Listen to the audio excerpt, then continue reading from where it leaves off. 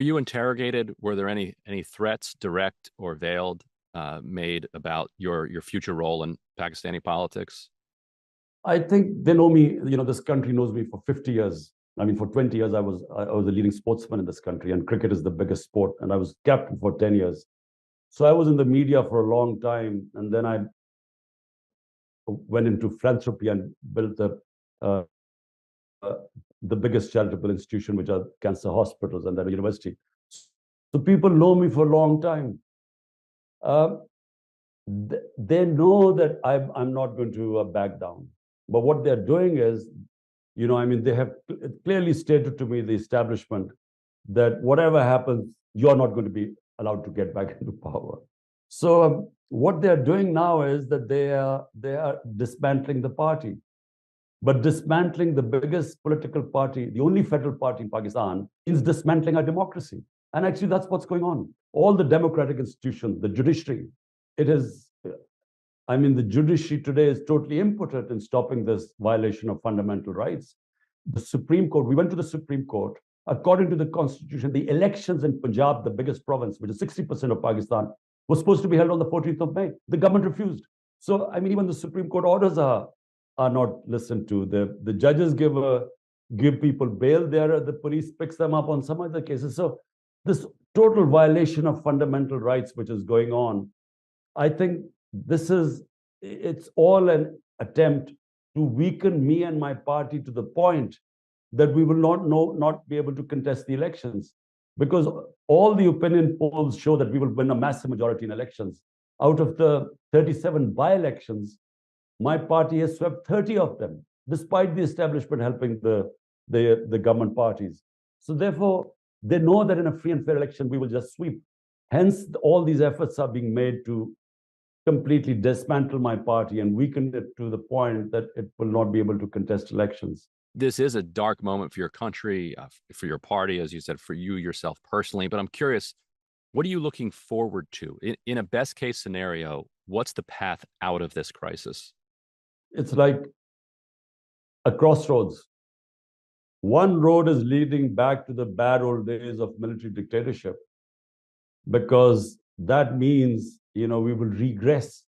The whole movement for democracy, which gradually evolved over a period of time, our media really, I mean, struggled valiantly for their freedom. And we had one of the freest medias. And then our judiciary, in 2000, our judiciary was always subservient to the executive. But in 2007, started a movement called the Lawyers' Movement. And for the first time, the judiciary asserted its independence. So the whole pillars of democracy now are being rolled back. The whole evolution, the steady move towards a democratic country, is now all at stake. So either we allow this to go where it is going, towards a military dictatorship. The other is, we all try, and all the democratic forces get together and strive for getting back to rule of law, democracy, and free and fair elections. As you confront this potential long-term military dictatorship, how does it make you think back on your own support of the military in the the coup of Pervez Musharraf, or having the military's indirect support in your own election? Do you feel like there was a way to accomplish that without the military, or is Pakistan in a situation that that reform is only possible through that institution?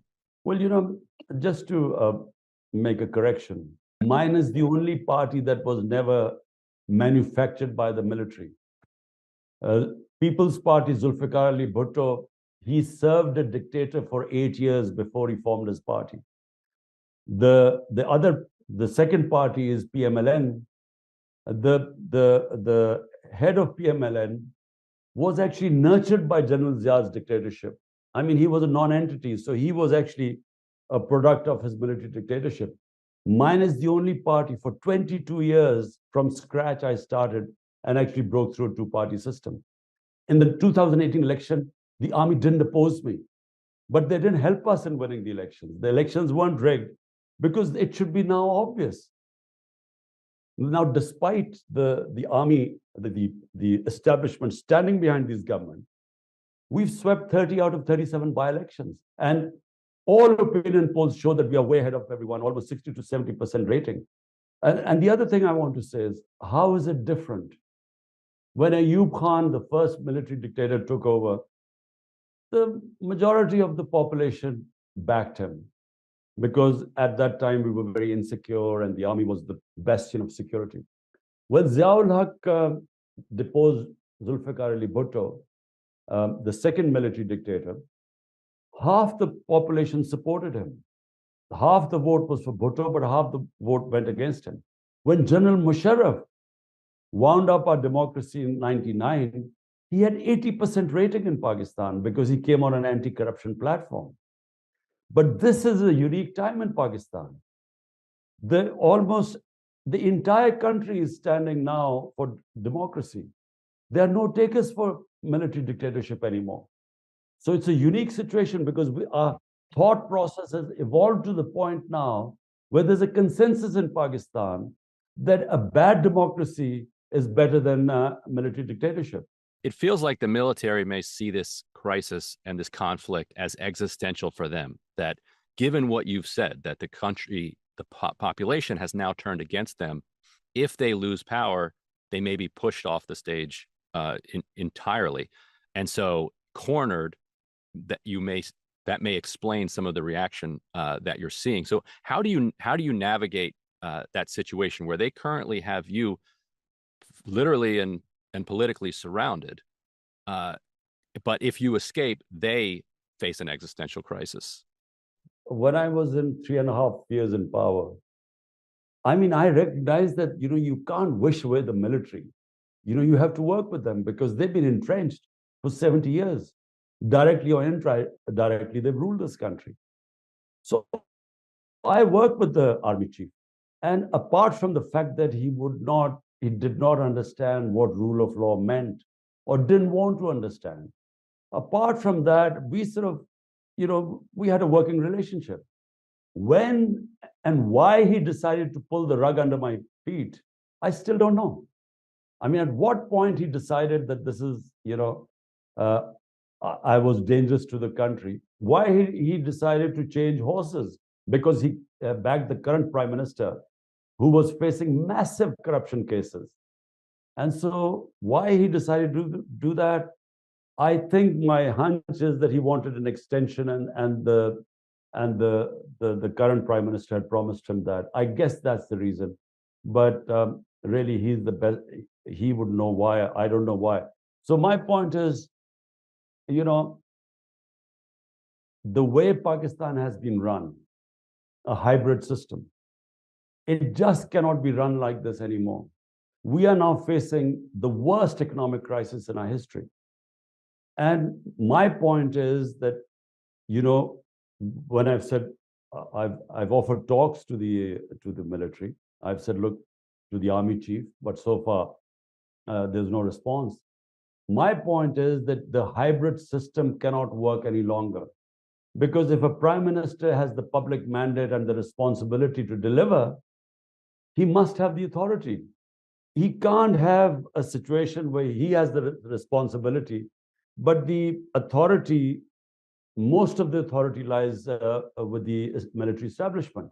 So a new equilibrium has to be made. You have to have some sort of an arrangement where, certain issues just have to be delivered in Pakistan. Pakistan cannot do without rule of law now, because we cannot get out of this economic mess unless we attract investment. But investment from abroad does not come to a country where people do not have confidence in their justice system, in the legal system, in their contract enforcement. And therefore, Pakistani go and invest in Dubai and in other countries, but they don't invest in this country. We have 10 million Pakistanis.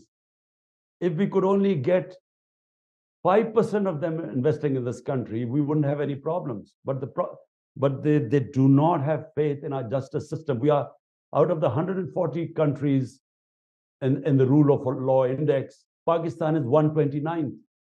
So with that sort of a lack of rule of law, I'm afraid the country's survival is at stake. So hence, a new equilibrium has to be made with the military establishment. Final question. I know you said that you believe that the driver of your ouster was clearly internal and not driven from outside. But I'm also curious, given that the U.S.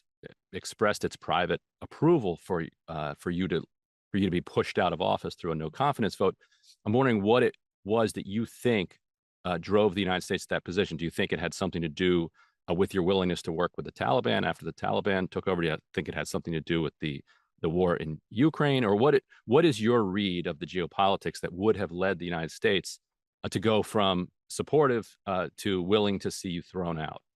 Well, for a start, the Trump administration acknowledged that I was the one who consistently kept saying there was not going to be a military solution in Afghanistan. It's because I know Afghanistan, I know the history, and the province, the Pashtun province. Remember, Afghanistan has 50% Pashtuns, but the Pashtun population is twice as much in Pakistan. And my province, where I first got into power, is the Pashtun province bordering Afghanistan. So I kept saying there would not be any military solution. Trump administration acknowledged it. And they finally, when he decided to the withdrawal, he understood there was not going to be a military solution. But I think this was taken wrong by the Biden administration. They somehow thought I was critical of the Americans and I was sort of pro-Taliban. It's total nonsense. It's just simply that anyone who knows the history of Afghanistan just knows that they have a problem with outsiders. So the same happened with the British in the 19th century, the Soviets in the 20th century. Exactly the same was happening with the US. But it's just that no one knew that. And so I think that was one reason. Secondly, I was anti the war on terror in Pakistan. Because remember, Pakistan, first of all, in the 80s, created the Mujahideen. Mujahideen who were conducting a guerrilla warfare against the Soviets. So it was from Pakistani soil. And we told them that doing jihad means fighting foreign occupation, is your heroes. It is we encouraged it. Now come 10 years later, once the Soviets had left, the US lands in Afghanistan. You're told that this was heroism to fight foreign occupation. How are you going to tell them that now that the Americans are there, it's terrorism? So that's what happened. The moment we joined the US war on terror, they turned against us. 80,000 Pakistanis died in it. I mean, Pakistan, no ally of US has taken such heavy casualties as Pakistan did. And in the end, we couldn't help the US either because we were trying to save ourselves. There were 40 different militant groups at one point working against the government. Islamabad was like under siege. There were suicide attacks everywhere. We had no investment coming in the country. Well, our economy tanked. So I think my opposition to the war on terror also was perceived as being anti-American, which is not. It's just being nationalistic about your own country. And with Taliban, I mean, when the Taliban took over, frankly, whichever government is in Afghanistan, Pakistan has to have good relationship with them. We have a 2,500 kilometer border with them. We have 3 million Afghan refugees here. And when the Ghani government, before that, I went to Afghanistan, Kabul, to meet him. I invited him to Pakistan. We tried our best to have good relationship with them. So whoever is in power in Afghanistan, Pakistan has to have good relationship because at one point, during the previous government, there were 3 different terrorist groups using Afghan territory to attack Pakistan. The ISIL, Pakistani Taliban, and the Baloch Liberation Organization. 3 different groups were attacking us. So therefore, you need a government in Afghanistan which would be helpful. So it was not pro-Taliban. It's basically pro-Pakistan, as anyone who cares about his country would make